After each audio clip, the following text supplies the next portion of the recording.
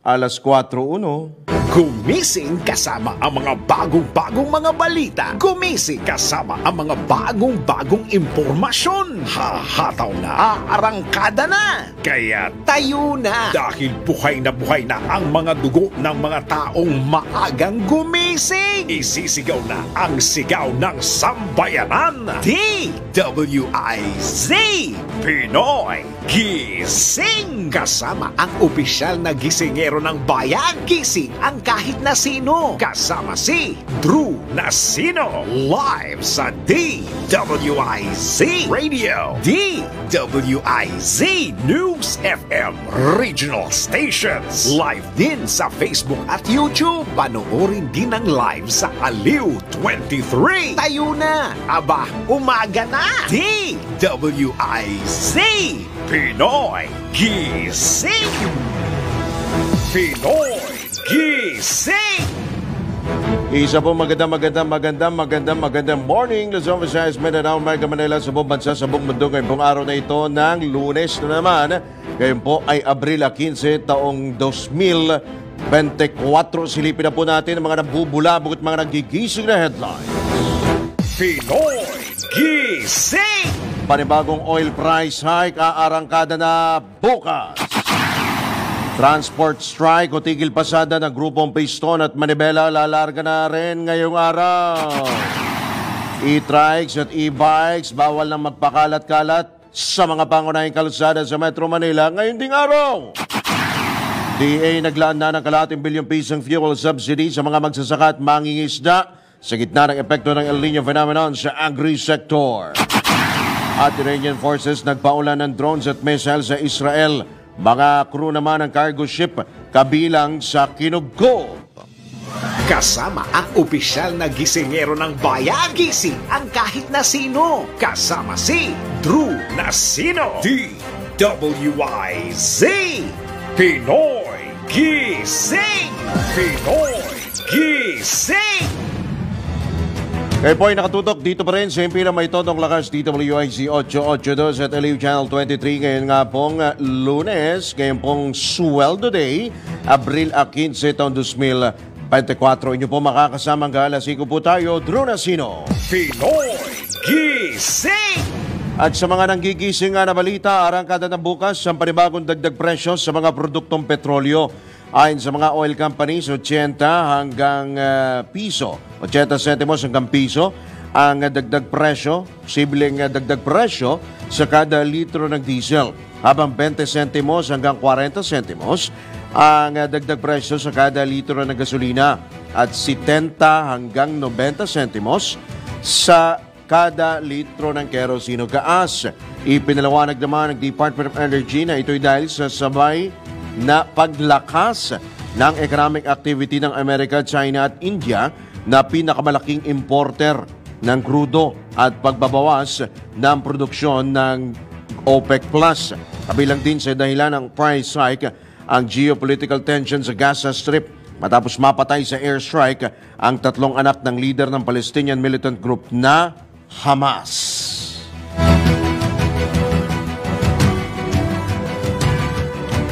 Bumabagal na ang pandaigdigang demand sa langis. Batay ito sa pinakuling oil market report ng International Energy Agency. Ayon sa IEA, umabot sa 1.6 million barrels kada araw ang international demand sa krudo sa unang bahagi ng taon. Kumpara ito sa 120,000 barrels kada araw kumpara sa mga naunang pagtaya. Pinaniniwala ang posibleng dahilan ng pagbaba ng demand ay ang pagtaas ng vehicle efficiency o maayos na klase ng sasakyan, kabilang ang paglago ng mga electric vehicle fleet at post-COVID rebound. Kaugnay nito, nakikitaan din ng ahensya na magpapatuloy ang pagsadsad ng demand sa langis sa 1.2 million barrels per day ngayong taon at 1.1 million barrels naman kada araw sa susunod na taon. Pinoy Gising. Muling maglulunsad ng tigil pasada ang ilang transport group na kinabibilangan ng grupong Piston at Manibela ngayong araw bilang pagtutol sa PUV modernization program ng pamahalaan. Partikular na tinututulan ng dalawang grupo ang consolidation ng mga prangkisa ng mga driver at operator ng mga public utility jeep. Gayunman, tiniyak naman ng Department of Transportation na hindi mapaparalisa ang pampublikong transportasyon sa 2 araw na tigil pasada na aarangkada ngayong araw hanggang bukas. Una nang inanunsyo ni Pangulong Ferdinand Marcos Jr. na wala ng extension ang aplikasyon para sa consolidation ng individual public utility vehicle operators, yung prangkisa nga po para bumuo o sumanib sa transport cooperatives. Pinoy Gising! Samantala, sa latest na Filipino Mirror, tiniyak naman ng DOTR na hindi nga mapaparalisa ang papublikong transportasyon sa 2 araw na tigil pasada ng grupong Piston at Manibela na aarangkada ngayong araw hanggang bukas. Nito lamang nga Huwebes, inanunsyo ng Piston at Manibela na magsasagawa sila ng nationwide transport strike sa Abril 15 ngayong pong araw, bago ang nalalapit na deadline ng consolidation ng mga driver at operator ng PUV sa Abril 30 sa katapusan po ng buwan. Una nang inanunsyo ni Pangulong Bongbong Marcos na wala ng extension, nada. Last na po yan, final na po yan. Yung aplikasyon para sa consolidation ng individual public utility vehicle operators, yung kanila pong prangkisa para bumuo o sumali sa mga kooperatiba. Noong Enero ay pinalawig ng Pangulo ang deadline ng konsolidasyon hanggang Abril 30 lamang. Pinoy Gising! Binigyan din naman ni Roberto Caobet Martin, Pangulo ng Pasang Mazda, na tama lamang ang naging desisyon ni Pangulong Ferdinand Bongbong Marcos Jr. na tuldukan na ang PUV franchise consolidation sa Abril 30. Ayon kay Caobet, dapat lamang na hindi na magkaroon pa ng extension dahil taong 2017 pa nakaplano ang programa. Long overdue na. Kung lagi anyang madadala ang Pangulo sa pakikiusap o sa pakiusap ng mga transport group ay walang kahihinatnan ang 80% ng mga chuper at operator sa buong bansa na nakapag-consolidate na ng prangkisa. Anong pong aming nagkaroon ng summit meeting nitong nakaraang 2 araw dito sa San Juan ay kasama kaming mga jeepney sector at na-request nga po namin sa kagalang-galang na Pangulong BBBM na tuldukan na itong consolidation process pagmula April 30. At ito naman po ay sinangayunan ng Pangulo at hindi na po ito i-extend pa. Alam po ninyo, noong pang December 31 to, in-extend po ito ng Pangulo ng April, 4 na buwan. At hindi lamang po yan, marami ng extension na nagganap from 2017, nagkaroon tayo ng pandemic, nagkaroon ng extension, 8 taon na po yan. Kaya kung lagi na lang tayo mag-i-extend sapagkat binanggit nga po namin doon, nasa 80% na po nationwide ng mga DTs ang nag-consolidate. Paano naman po yung nag-consolidate na ikukumpara natin doon sa dalawa neto na wala namang maraming hindi po nag-consolidate. Kanya, tinuldo ka na po yan ng Pangulo. Yan po ang tinig ni Pasang Mazda President Roberto Caobet Martin sa panayam ng DWIC. Pinoy Gising! Alaisipan din kay Caobet Martin, Pangulo ng Pasang Mazda, ang muling pagsasagawa ng tigil pasada ng grupong Piston at Manibela. Ayon kay Caobet, sa mga isinagawang pulong ay palagi namang kasama ang dalawang grupo at sang-ayon naman ang mga ito sa jeepney modernization. Maaring naisaan niya ng mga ito na maglabas ng sariling specification ng jeep na hindi naman posibleng masunod dahil may national standard na dapat sundin. Sinabi rin ni Martin na talagang kailangan na ang pagbabago dahil kung ikukumpara sa mga karatig bansa ay Pilipinas na lamang na pag-iiwanan sa estado ng public transportation. Alam po niyo itong dalawang grupo nito. Nakasama po namin sa pagpulong sa DOTR, sa LTFRB, at sa mga forum. At sila sumasang-ayon naman dito sa modernization program. Ako rin nagtataka, bakit pagtalikod, iba na ang mga sinasabi. At ang gusto yata ang mangyari itong dalawang to, maglabasin ng sarili nilang spesifikasyon tungkol dito sa modernization program. Alam po ninyo, meron tayong Pilipinas ang standard na pinilabas under PUBNP. Sa amin po, ako mismo ay nagputulak dito sapagkat ako na siguro pinakamatagal na leader, 50 taon na ako sa industriya. At talagang kailangan na ho natin ng pagbabago. Tayo na lang po ang naiiwan sa mga kalapit bansa natin tungkol din sa modernization ng mga pagpubliko ng sakyan. Una nang inihayag ng LTFRB na ituturing ng kolorum ang mga unconsolidated jeepneys at operators simula Mayo 1. Dahil dito ay inaasang ikakasa na rin ang nationwide campaign ng iba't ibang ahensya upang mahuli ang mga kolorum na jeepney. Sa mga napag-usapan, after the deadline, yun po hindi nag-consolidate, mag-o-operate na sila as color. Kanya sila po ipag-uulihin na ng ating mga, hindi lamang po ang LTO, hindi lamang MMDA. This will be a nationwide campaign for operation ng kolorum. At sabi po ang ating mga kapulisan. Yan po muli ang tinig ni Pasang Mazda President Roberto Caobit Martin sa panayam ng DWIZ. Pinoy Gising! Suspendido naman ang on-site classes sa ilang universidad sa Metro Manila sa gitna nga ng tigil pasada simula ngayong araw hanggang bukas. Kinumpirma ng University of the East ang suspensyon ng classes sa lahat ng kolehiyo at physical education classes sa UE Caloocan at Manila at ang transition sa online synchronous sessions. Mananatili naman bukas sa mga opisina ng campus at regular office hours na alas 8 ng umaga hanggang alas 5 ng hapon. Naglabas din ang Colegio de San Juan de Letrán ng kahalintulad na anunsyo habang ang Adamson University ay magiging online learning mode sa ngayong araw at inilipat naman ang nakakdang midterm examination sa Miyerkules, Abril 17. Samantala, lilipat naman sa synchronous at asynchronous classes sa Polytechnic University of the Philippines hanggang sa Abril 30. Magpapatuloy naman ang Far Eastern University sa kanilang on-site classes at pinayuhan ng mga mag-aaral na gumamit ng alternatibong transportasyon at ikonsidera ng mga faculty ang mga hindi makapapasok dahil sa tigil pasada. Pinoy Gising! Kaugnay pa rin ng transportasyon, naniniwala si Senador Amy Marcos na hindi solusyon ang muling pagpapalawig ng deadline ng franchise consolidation ng PUV modernization. Sa panayam ng DWIZ, iginiit ni Senador Marcos na hindi mapipilit ng pamahalaan ng mga tsuper at operator hanggat hindi natutugunan ang daing ng iba't ibang sektor, partikular na ang transportasyon. Dahil dito umaasa ang Presidential Sister na magkakasa ang pamahalaan ng pangkalahatang konsultasyon kasamang iba't ibang stakeholders ng transport sector upang mapakinggan ang panig ng bawat isa bago tuluyang simulan ang PUV modernization.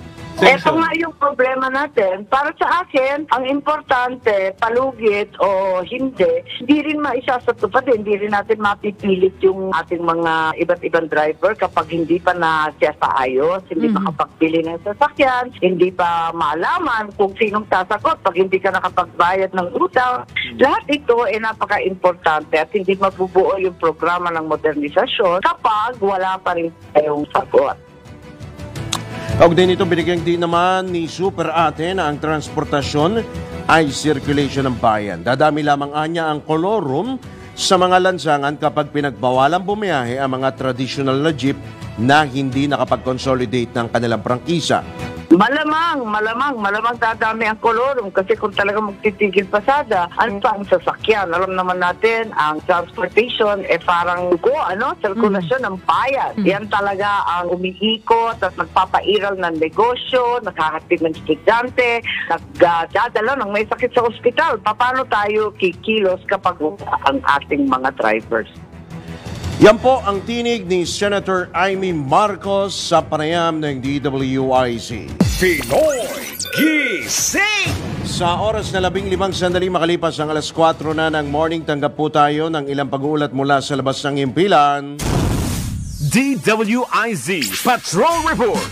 AFP nanawagan sa mga senior enlisted personnel na mag-adjust sa mga kasalukuyang hamon na kinakaharap ng bansa. Ang detalye ay hatid ni Patrol 17, Jopel Peleño. Hinikayat ni AFP Chief of Staff General Romeo Bronner Jr. ang mga military senior enlisted leaders na mag-adjust sa kasalukuyang hamon na kinakaharap ng bansa. Ginawa ni General Bronner ang panawagan sa closing ceremony ng Senior Enlisted Leaders Forum 2024 sa Palawan. Tinipon sa forum ang mga sergeants major ng AFP upang magbigay ng mga rekomendasyon ukol sa mga patakaran na maaaring ipatupad na may kinalaman sa pagsasanay, moral at kapakanan, disiplina disiplina ng tropa at iba pang bagay na may kaugnayan sa mga military enlisted personnel. Pinasalamatan naman ni General Bronner ang lahat ng lumahok dahil sa kanilang aktibong partisipasyon at kontribusyon para mapaigting ang kanilang camaraderie and cooperation. Ito si Patrol 17 Chopel Peleño para sa Himpilang May Todong Lakas, DWIZ. Nagbabalita ng tama, naglilingkod ng tama. Samantala, pagsasabata sa libreng taunang medical check-up muling ipinanawagan dyan po yan sa Kamara. Detalye ihatid naman ni Patrol 11 Tina Nolasco. Muling binuhay ni Anak Kalusugan Party List Representative Ray Reyes na isama ang libreng taunang medical check-up sa pag-amyenda sa Universal Healthcare o UHC Law. Ito'y matapos ang kamakailang ulat mula sa World Health Organization na halos 800 milyong tao sa Western Pacific Region, kasama ang Pilipinas, ang walang buong akses sa mga pangunahing serbisyong pangkalusugan.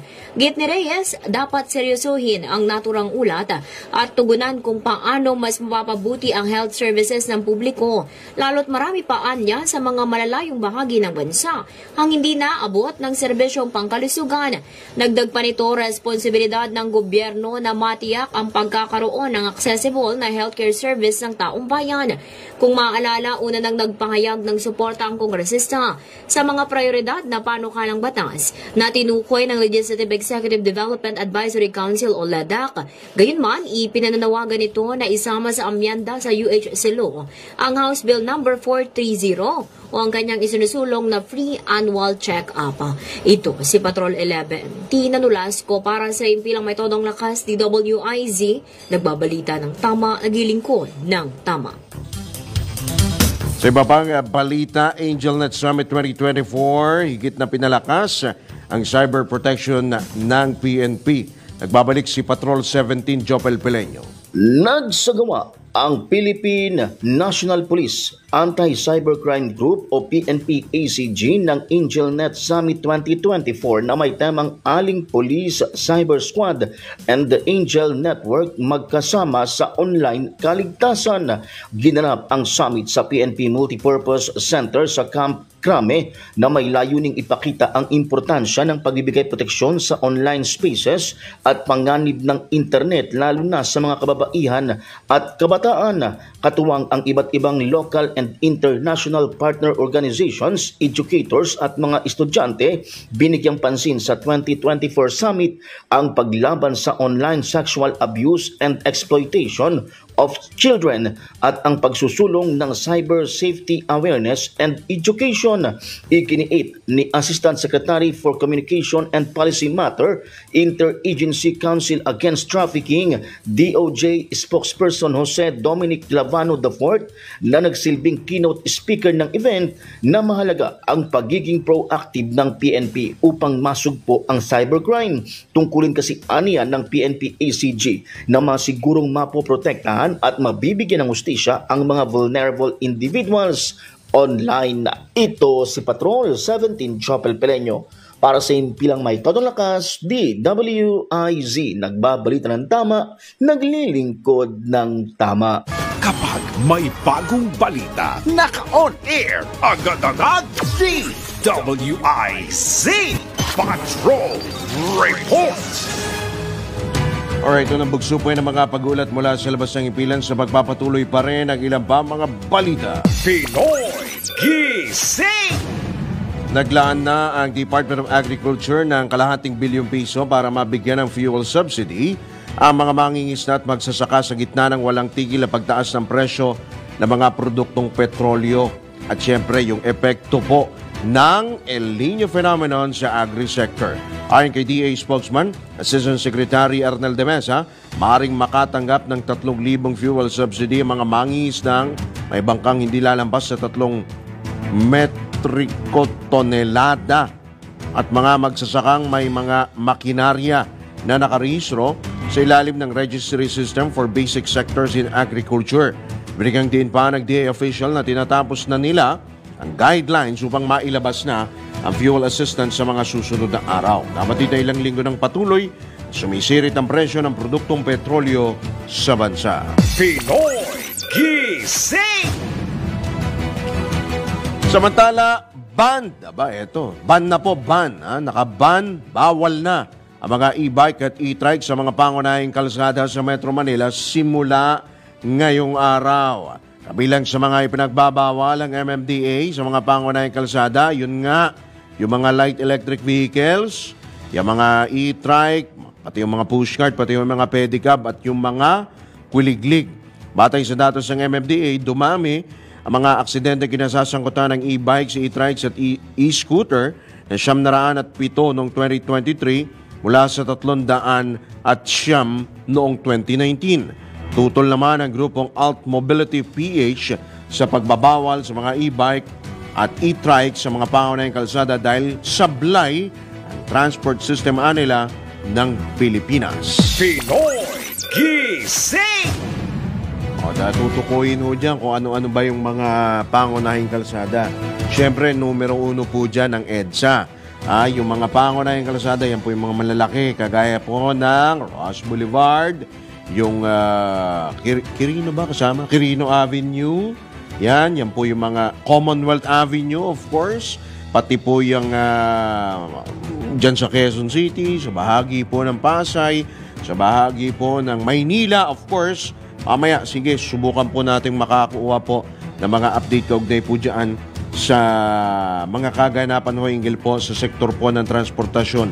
Yang tigil pasada, yung pagbabawal sa mga e-trike at e-bikes na dumaan sa mga major thoroughfares dito po sa Metro Manila. Yan po ay para pa lamang po sa Metro Manila unless meron din pong ipinapatupad na iba pong mga pulisiya o mga ordinansa ang ilan pong mga iba pa hong mga local government units. Samantala, sa iba pa rin pong mga balita, tanggap po tayo ng isa pang report. DWIZ Patrol Report. Ito, isa pa hong pag-uulat mula kay Patrol 17 Alumni Homecoming ng mga Philippine Air Force Aviators. Isinagawa, idetalye mo, Jopel Peleño. Inilunsad ng Philippine Air Force Flying School Alumni Association Incorporated o PAFSAI ang 2024 Alumni Homecoming na may pamagat na Balik Fernando. Ginanap ang aktibidad sa Fernando Air Base, Lipa City na dinaluhan ni Director General Civil Aviation Authority of the Philippines Aviator Manuel Antonio Tamayo na nagsilbing guest of honor. Present din sa selebrasyon si Philippine Air Force Commanding General Lieutenant General Stephen Pareño at iba pang flying school alumni. Nagsama-sama sa event na ito na may temang Balik Fernando, Soaring Through Generations, a Legacy of Aviation Excellence. Ang mga PAF aviators mula sa iba't ibang henerasyon nagbigay daan ang aktibidad upang gunitain at ipagdiwang ang walang hanggang pamana at napakahalagang kontribusyon ng Philippine Air Force Flying School sa aviation industry ng bansa na nagpapakita ng camaraderie, honor and pride ng mga PAF aviator. Ito si Patrol 17 Chopel Peleño. Para sa impilang may totong lakas, DWIZ, nagbabalita ng tama, naglilingkod ng tama.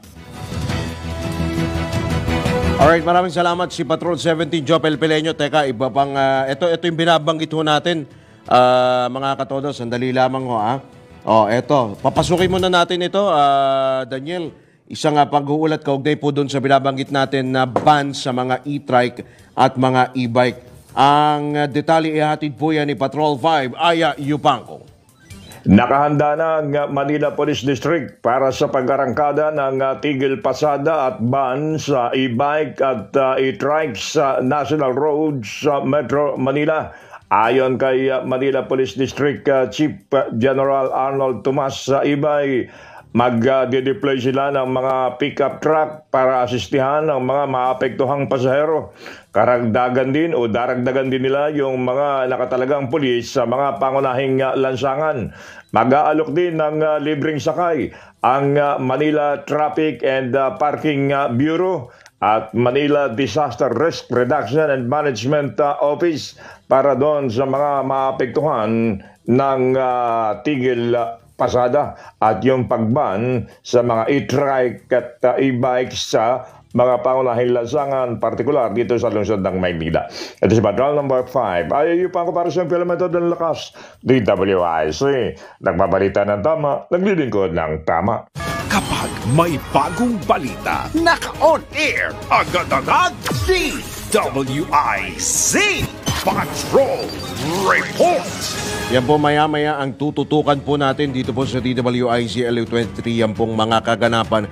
Kaugnay po dyan sa tigil pasada ng grupong Piston at Manibela at yun nga pong pagsisimula ng ban sa mga e-bike at e-trike sa mga pangunahing kalsada dito sa Metro Manila. Magbabalik po ang Pinoy Gising makalipas lamang ilang mga paalalang oras. 27 sandali makalipas ang ika-4 na ng morning. Pinoy Gising! Kasama si Drew Nasino. DWIZ Pinoy Gising! Pinoy Gising! Sa oras na 32 sandali makalipas ang ika-4 na ng morning sa ikalawang sigwada ng mga balita sa Pinoy Gising, tanggap po tayo ng ilang pag-uulat mula sa probinsya. Ronda Probinsya.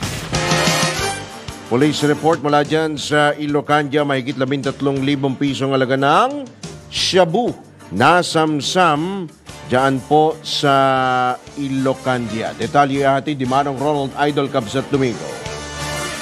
Nasamsam ng otoridad ang mahigit 13,000 pisong halaga ng hinilalang shabu sa isinagawang implementasyon ng search warrant laban kay alias Carlo sa bayan ng Claveria, Cagayan. Ayon sa report, pinaresto ang suspect matapos magpositibo ang pagpapatupad ng search warrant na inisyu ni Honorable Gemma B. Madrid, presiding judge ng RTC Branch 12, Sanchez Mira, Cagayan. Nakuha mula sa suspect ang 5 piraso ng heat-sealed transparent plastic sachet na naglalaman ng pinaniwalaang shabu na may timbang na mahigit mas mababa sa 2 gramo na tinatayang nagkakalaga ito ng 13,600 pesos, ilang ginamit na aluminum foil strips at mga bahagi ng lighter, isang hindi nagamit na rolled aluminum foil at isang plastic ng cotton balls. Matapos maimbentaryo, markahan at makunan ng litrato ang nasamsam na ebidensya, ay dinala ang mga ito sa Claveria Police Station kasama ang suspect para sa dokumentasyon at tamang disposisyon. Ito ang Ronda Patrol, Ronald Idol Domingo, nag-uulat pa simpilang may tudong lakas, DWIC, nagbabalita ng tama, naglilingkod ng tama. Samantala, pinakamataas na heat index na itala dyan po yan sa Camarines Sur nitong linggo. Ang mainit na balita mula kay Melvin Machado dyan sa Bicolandia. Nagtalaga po ng Department of Science and Technology Pag-asa, Pili Station ang pinakamataas na heat index kumpara sa nakaraang mga araw. Alas 11 ng tanghali umabot na agad-agad sa 41 degrees Celsius na nagtuloy-tuloy hanggang alas 12 ng tanghali 41 degrees Celsius. Ngunit pagdating ng alauna ng hapon, sumirit na ito sa 43 degrees Celsius heat index. Mas papanganib na ito sa mga taong matagal na mananatili sa labas ng kanilang mga bahay. Muling bumaba sa 40 degrees Celsius ang heat index pagpatak ng alas 2 ng hapon. Patuloy namang makakaranas ng maalinsangang panahon ang lalawigan ng Camarines Sur sa buong Kabikolan. Pinalalahan ng publiko na iwasang manatili sa labas ng kanilang bahay sa mga oras sa alas 10 ng tanghali upang makaiwas sa heat stroke sanhi ng mainit ng kalagayan ng panahon. Ito ang Ronda Patrol, Melvin Machado para sa himpilang may todong lakas, DWIZ. Nagbabalita ng tama, naglilingkod ng tama.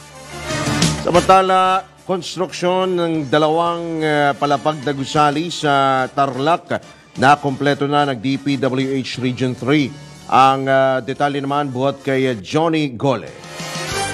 Yes, nakompleto na raw ng Department of Public Works and Highways sa Tarlac First District Engineering Office.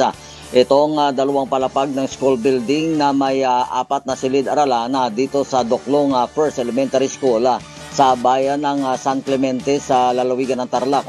Ito naman yung inuulat ni Engineer Niel Parala, ang hepe ng naturang engineering office ng DPWH sa isinagawa nitong ocular inspection sa proyekto na itinayo sa 437 square meters na bakanting lote dito sa loob ng nasabing compound ng paaralan. Ang nasabing gusali ayon dito sa opisyal, itinayo nila na may kumpletong pasilidad na akmaan niya sa panuntunan ng learning system ng DepEd o Department of Education na kabilang na rito yung security TV camera sa fire safety measures, water tanks, facilities at comfort rooms. Ito ayon kay Parala, tugon ng DPWH sa kakulangan ng silid-aralan para sa dumadaming estudyante sa nasabing paaralan. Ayon dito kay Parala, naglagay din sila ng wheelchair rampa para naman sa may mga estudyante nga may kapansanan o PWDs. Nakadesinyo din umano ang naturang gusali sa modern structural with earthquake resistance. Ito ay nagkakahalaga ng 15.87 milyon piso mula naman sa DepEd Basic Education sa Facilities Fund 2023 General Appropriation Act o GAA ng DBM. Na kompleto ang proyekto ayon dito kay Parala ng ahead of schedule kaya maaari na itong magamit sa 2024-2025 school year. Ayon naman dito kay Leonora Gabriel, ang principal ng naturang paaralan, laking pasalamat nila dahil na mababawasan na niya sa pamamagitan nitong bagong gusali ang siksikan nilang mga estudyante. Mula dito sa gitnang Luzon, ito si Central Luzon Patrol, Johnny Gole para sa Impela Metodo Lakas DWIC, nagbabalita ng tama, naglilingkod ng tama. Pinoy Gising! Sa iba pa rin balita, naglunsad ng military attack ang Iranian forces sa Israel.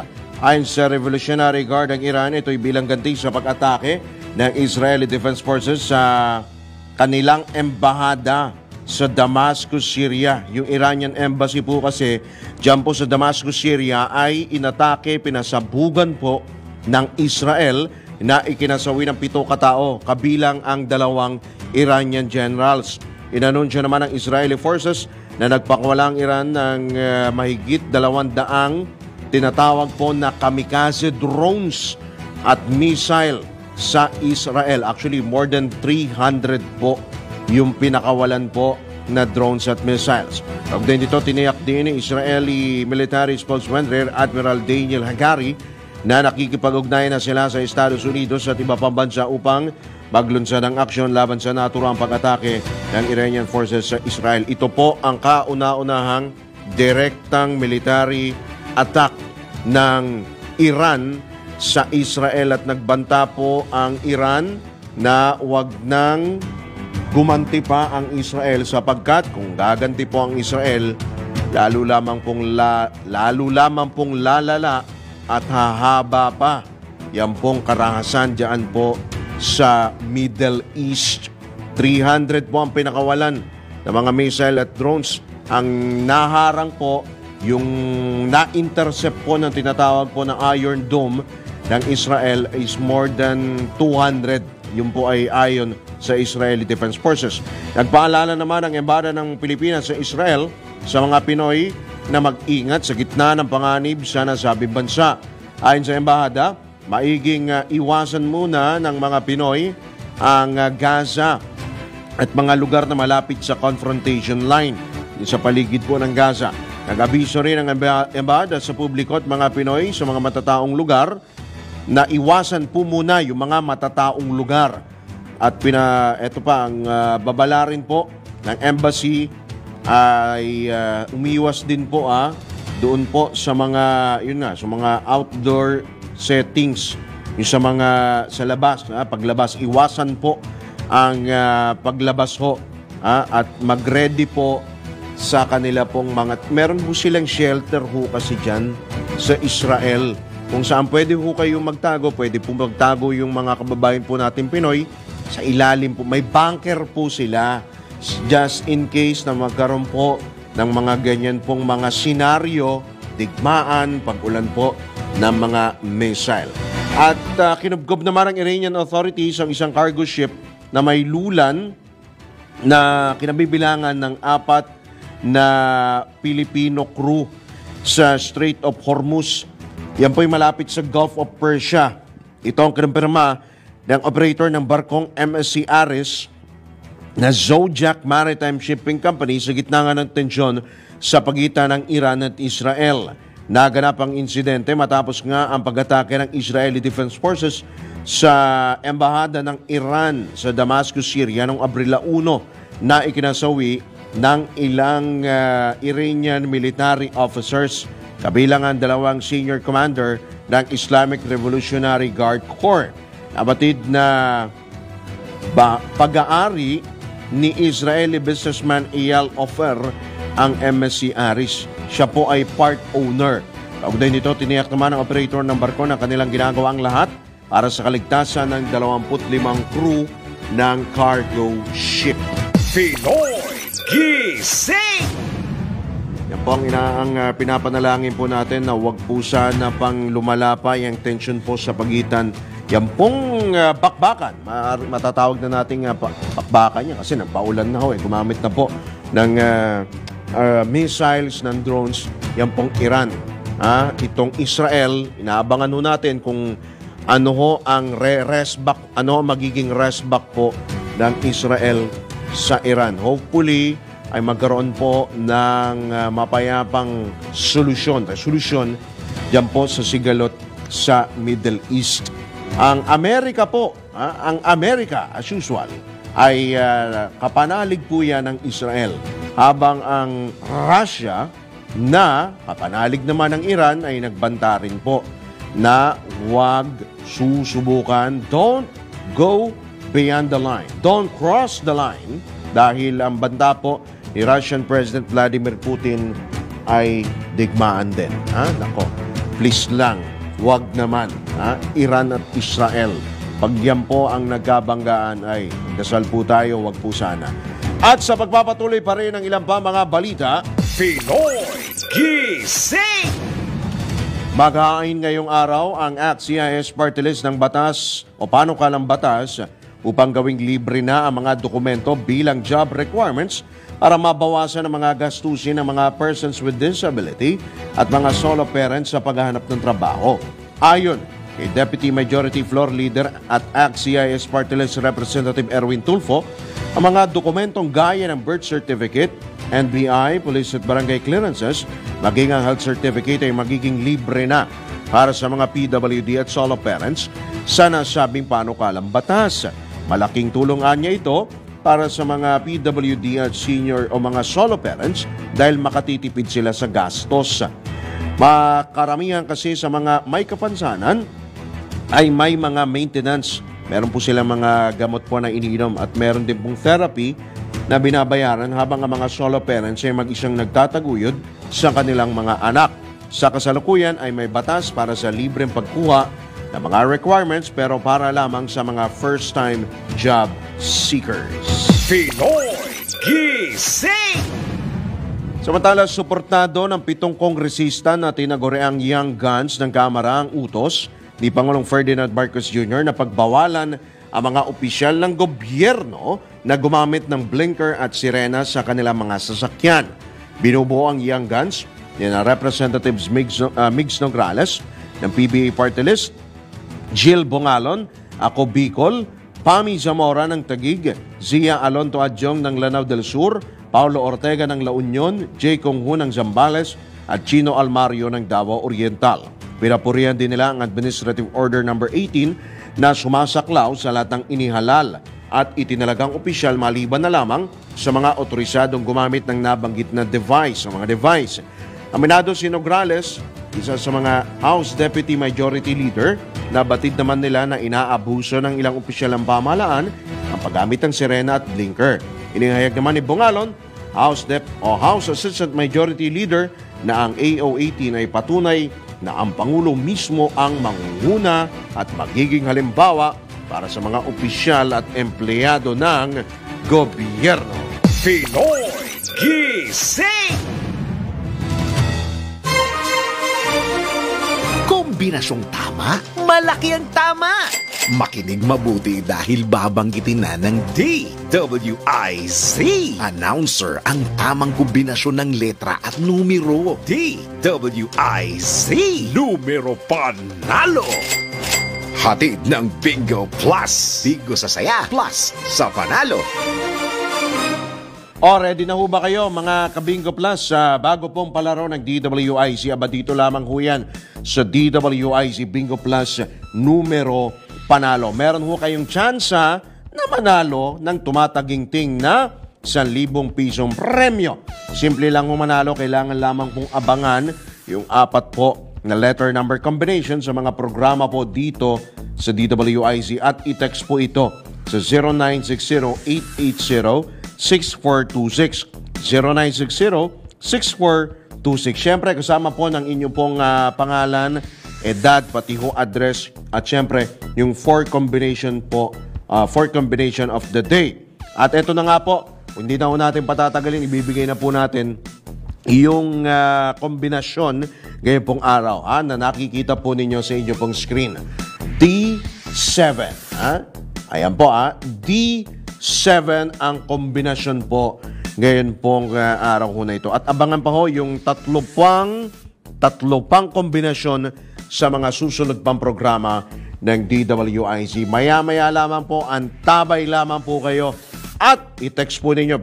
Binanggit ho natin yung numero Diyan po ninyo iti-text yung inyong pong pangalan, edad, address at syempre yung 4 combination of the day. Kung nakaapat ka na, pwede mo nang isend sa text number na binigay ng DWIZ announcer o kaya i-PM na sa DWIZ Facebook. Kung hindi pa, wait pa ng ibang kombinasyon hanggang makumpleto ang 4 na numero panalo. Hatid ng Bingo Plus. Bingo sa saya, plus sa panalo. Alright, at yan po, maya-maya, antabay lamang ko kayo. Oras po natin, magbabalik ko tayo makalipas lamang ilang mga paalala, 13 minuto bago sumapit ang ganap na alasing. Pinoy Gising!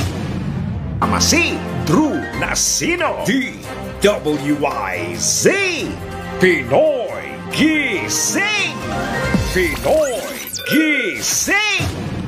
Alright, tayo po nasa ulimbag na po ng Pinoy Gising. Habol pa natin ang ilang pa mga palita po ngayong araw. Huling iginit ng mga eksperto ang pangangailangan na maging business-friendly ang Pilipinas at i-prioridad ang pang-abyenda sa 1987 Constitution upang makatugon sa pamantayan ng mundo at makuha ang oportunidad sa paglago ng ekonomiya. Ginawa ng mga eksperto ang pahayag matapos lumabas ang resulta ng Pulse Asia Survey na komisyon ng Strat-Based Institute kung saan mayorya ng mga Pinoy ang pumabor sa pagtanggal ng constitutional barrier sa pagnenegosyo ng mga dayon sa bansa. Para kay Foundation for Economic Freedom Board member Gary Teves, dapat bilisan ang pag-amyenda sa saligang batas dahil maraming mamumuhunan ang naghahanap ng bansa kung saan sila magnenegosyo. Iginit din ni Trade Advisor CEO Tony Abad ang pangangailangan na amyenda ng konstitusyon upang pumasok ang mga mamumuhunan na napipigilan dahil sa outdated legal framework ng bansa. Binigyang din naman ni FEP lead economist Cha Ubara ang mga hamong kaharapin ng bansa kung hindi magbabago o mababago ang saligang batas. Pinoy Gising! Kumpiyansa naman si House Speaker Martin Romualdez na makatutulong ang makasaysayang trilateral summit ni na Pangulong Ferdinand Marcos Jr., US President Joe Biden at Japanese Prime Minister Fumio Kishida upang mapabilis ang modernisasyon ng Armed Forces of the Philippines. Ayon kay Speaker Romualdez, ang tulong at kooperasyong pangseguridad mula Amerika at Japan ay makatutulong sa pagpapalakas ng depensa ng Pilipinas sa harap ng umiinit na tensyon sa West Philippine Sea dulot ng panghimasok ng China sa exclusive economic zone ng bansa. Isaan niya itong mahalagang oportunidad para sa kolaborasyon ng mga magkakaalyadong bansa sa Indo-Pacific region. Sa bisperas ng trilateral meeting, sinabi ng leader ng Kamara na inihain ni na US Senators Bill Hagerty at Tim Kaine, pagkamiyembro ng Senate Foreign Relations Committee, ang panukalang Philippines Enhanced Resilience Act of 2024. Layunin nitong gawing moderno ang alyansa ng dalawang bansa sa pamamagitan ng pagbibigay ng Amerika ng security assistance sa Pilipinas. Pinoy Gising!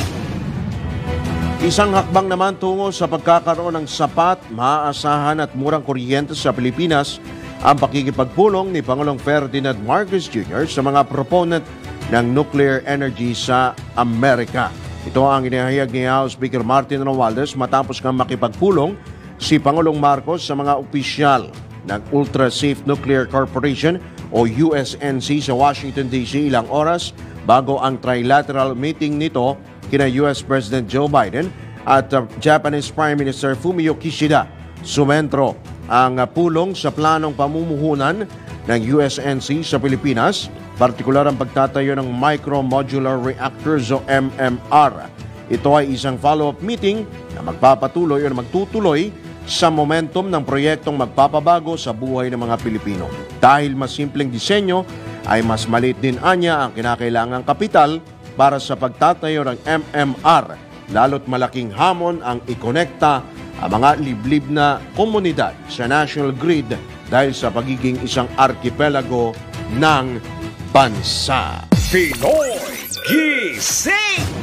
Alright mga katodos, wala na po tayong oras. Sumasapit na po tayo sa ating pong pansamantalang pagpapaalam ngayong araw po na ito ng Lunes. Ngayon pong araw ng Grasya, araw ho ng sahod mga katodos. Batiin lamang ho natin ngayong araw to, alam ko kahapon. Happy birthday nga pala sa atin pong kaibigan at dati rin pong DWIC anchor na si Tito Jimmy Morato. Nagdiwang pala ng birthday si Tito Jimmy Morato. Happy birthday, Tito Jimmy. Kalain mo. Samantala, naku, eto pa, pagbati rin sa mga suki ho natin. Kuyang Nelson Malinaw, Susan Jeronimo, Elizabeth Kamaing, si Hideyoshi. Good morning din kay Erna Socias, si Jaylon, marami ding salamat sa inyo pong pagtutok. Sabi dito ni Nestor Rivera, pray tayo na hindi lumala ang sitwasyon diyan po sa Middle East. Lahat po ang sambayanan, ang buong mundo po nananalangin. Daisy Clavus, amen, watching from Sweden, Stockholm, Sweden, at si Christian Clark. Uy, yan. Marami pong salamat sa inyo pong pagtutok. Eto, isang patamakot muna ang ating pong papasadahan ngayong pong araw. Isa sa pangit na ugali ng tao, ang takot na malamangan ng iba. Sisiraan kanila at ituturing na kaaway. Yan po ay tinatawag na crab mentality. Siyang tunay naman.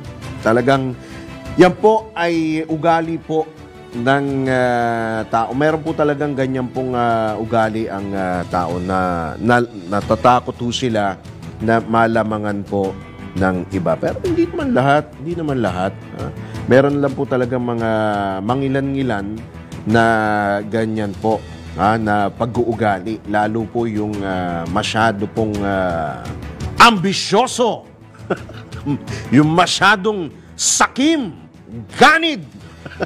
Yan po, meron ho mga ganyan ho Actually, wag na natin i-sample. Pangalanan ba natin? De, joke lang. Meron ho talaga, sa mga magkakapatid ho, meron ho talagang mga ganyan ho. Sa mga magkakamag-anak, meron hong ganyan, lalo kapag magre-reunion. Yan ho, naglalabasan. Patawa sila. Diyan ho naglalabasan yung mga ganyan pong mga ugali kapag may mga, alam nyo na, mga get-together, mga high school friends, college friends, diba? After 20 years, after 30 years, diba? Well, kayo na po ang bahalang maghusga.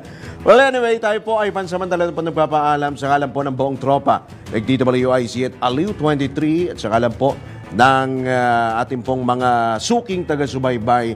Ito po yung lingkod, Drew Nasino, nagpabalita ng tama, naglilingkod ng tama, susunod na ang Arangkada Balita. Makakasama po natin maya-maya si Ms. Judith Estrada Larino. Gumising kasama ang mga bagong-bagong mga balita. Gumising kasama ang mga bagong-bagong impormasyon. Hahataw na, aarangkada na.